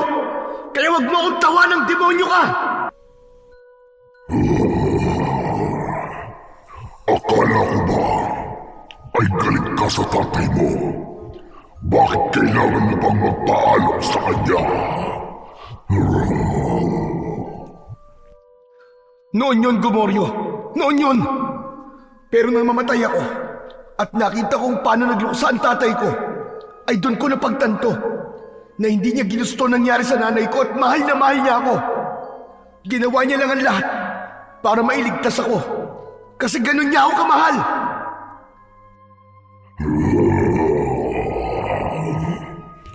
Paano kung bigyan kita ng pagkakataon na makasama muli ang iyong ama? Tatanggapin mo ba? Oo naman, Gomoryo. Oo naman. Pero wag mo sana akong paasahin, Gomoryo. Alam ko ang kasunduan natin. Hindi na ako mabubuhay. Patay na si Gaspar. Kaya mapupunta na sa iyo ang aking kaluluwa. Hindi ba ganun yun?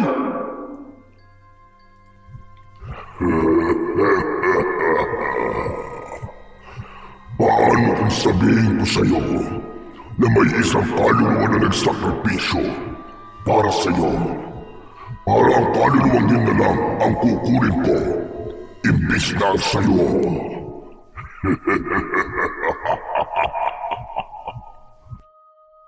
Nanigas ang katawan ni Abel at hindi agad siya nakasagot. Pinilit niyang unawain ang sinabi ni Gomoryo, ngunit wala siyang nakuwang sagot. Teka, naguguluhan ako, Gomoryo. Anong ibig mo sabihin? Ngumiti si Gomoryo, ngunit hindi na ito nagsalita. Mula sa likuran ng demonyo ay lumabas ang isang babae.